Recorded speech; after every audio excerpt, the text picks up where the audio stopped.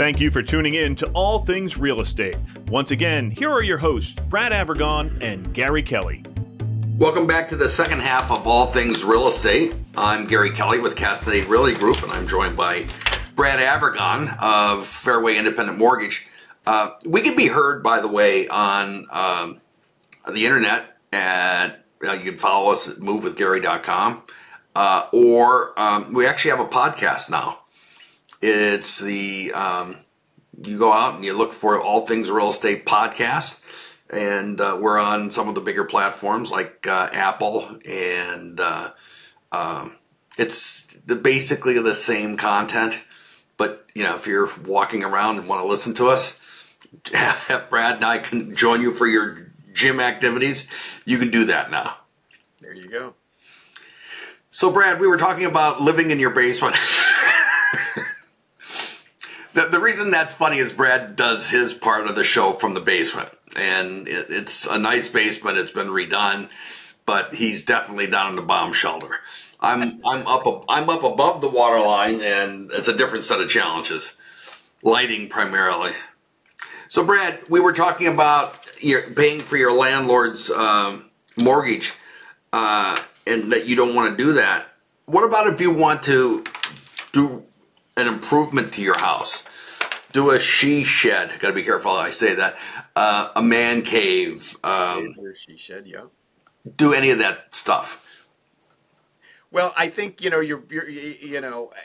everybody likes to personalize where they live, and it's challenging when you're renting a place, right? It's not yours. How much are you going to put into it, and what you put into it, is it permanent? Do you have to get permission from the landlord? Is there bylaws? Is there all sorts of things that prohibit you from actually making it your own? Versus if you own your own property, if it's a condo, you still have to obviously, go by the bylaws, but you can personalize it. You can paint walls whatever color you want. You can sometimes you can do little build outs or change a bathroom or change fixtures. These are things you wouldn't do normally if you were renting a place. But if you own it, you can upgrade it. And every dollar, hopefully every dollar, or most dollars, I shouldn't say every, that you put in, hopefully you're going to get back, right? If you upgrade your kitchen and you do a nice job, when somebody comes in, if you do decide to sell it, you're going to get that money back. Versus if you do that to a landlord's home, that's the landlord. You can't take that with you if you upgrade the kitchen, right? So that's money you put in their pocket. So I think that's nice to be able to personalize it and make it look makes it more comfortable for you to live in. Yep, it really does. I think that, I see that a lot with people when they come in to rent an apartment. They say, "Can I paint the walls?" Well, most of the time, the landlord doesn't want to have you painting the walls. Landlord doesn't want to have to repaint the wall when you leave. It's the issue. And you may not be Picasso. It may not be something that appeals to everyone. So that's always an issue. What do you think about real estate as an investment? I mean, I think that basically real estate goes up over time. We kind of addressed this in the first half of the show. And I think you have an opportunity, right? At some point, I shouldn't say most, but many people want to own real estate. Hopefully our listeners, right? That's why they're listening to our show. They want to own real estate. And they have an opportunity. The sooner they get into that market, the more they can ride it up. Now, I'm not proposing that we're going to see like a 20% increase like we saw over the last couple of years when things were crazy. But if you look at your investments, think of real estate as just an investment. And if you can make a good 4 to 5% on an investment, that's considered a pretty decent return. Historically, when I'm looking at real estate and trying to analyze for folks what they're going to make over time, I'm using a rate of return of between 4 to 6%. And if you look at historically even more than that and actually go back to the real figures, I think the figure last year, Gary, was close to 7% in our area that we saw. So that's a great return on an investment. So if you put money in, just like whether you put it in a bond or a stock, and in this case real estate, and you make 7%, that's a great return. And I think that's why you want to get in and get that return for a longer period of time. And as they always say, past performance is not indicative of the future. This is true. This is true. You'll get us sued here, Brad. All right. One of the big bugaboos with real estate right now is the interest rate. Yeah. The interest rates were, I'm going to say, artificially low. The broker in Castanetti likes to say, you know, I've got 2.75 for my interest rate. I'm never going to move. Now she bought a new house, and so she probably isn't incented to move in the short term. But having said that, you know, people are like, they're so convinced that they shouldn't do anything with that rate so low. And my response is, I don't think we're ever going to see rates that low again. No. That was during a crisis, and the government artificially stimulated things to get people to do things, and they were, in my opinion, they were successful doing that. But I would also argue that the mortgage companies, without that kind of assistance, they weren't making money back at that time. And you can't have a bunch of companies that are in business and not making money and expect them to succeed over time. So I think that that's a big bugaboo. So I think the interest rates are going to stay higher. And right now, we're kissing 7%. What are your thoughts about that, Brad? So it's a great point, Gary. It's probably one I get asked about most of all. You know, is this a good time to buy? Interest rates are high. What should I do? And my answer is, first of all, I'm glad you put it in perspective, which is number one, when rates were at 2.75, 3%, that was an unreal situation based on an environmental climatic occurrence, okay?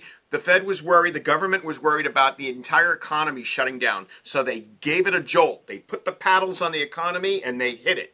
And they hit it by lowering interest rates and by buying mortgage-backed securities, which even drove the price lower, okay?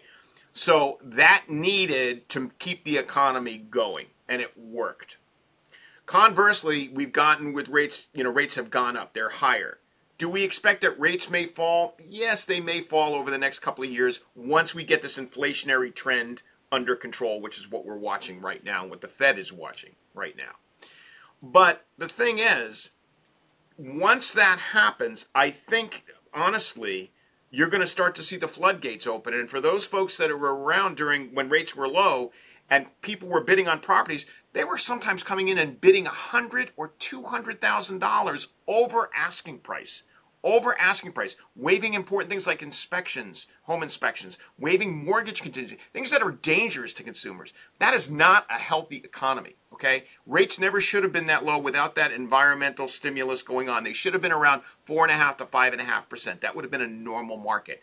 We're higher than that right now. But that creates an opportunity because there's no prepayment penalty on any mortgages that I write for folks. So you can get into a property. You can either take a 30-year fixed with the expectation that, yes, it's, you know, we can afford it now, but when things get better, just like they did when rates came down from 9 to 8% to 7%, we refinance people. When things get better, they can refinance. Meanwhile, they can get into the property. That's the most important thing. Because honestly, I will tell you that if rates fall by 1%, even just let's say 1%, okay? I promise you, I can tell, the price that people will pay because of the amount of people that will flock into the market will far exceed any 1% savings that they might have made by waiting for that lower rate. So it's better to go in when rates are high and plan on refinancing. The other option is they can go for an adjustable rate mortgage. I have 7-year. That's what I was going to ask you about. If someone says to you, you know, I just can't deal with the payment that I've got, Yeah, or that you're proposing. Yeah.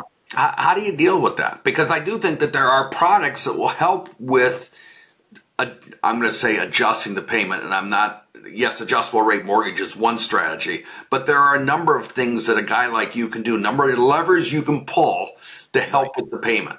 Exactly. I mean, the thing about adjustable rate mortgages, I want to make that clear for listeners too, is adjustable rate mortgages, the way they work, in my opinion, effectively, is you keep that mortgage. It's a 30-year mortgage, but the interest rate is fixed, and the one I'm thinking of is fixed for a period of time. And in my case, the one I'm thinking of is fixed for 7 years.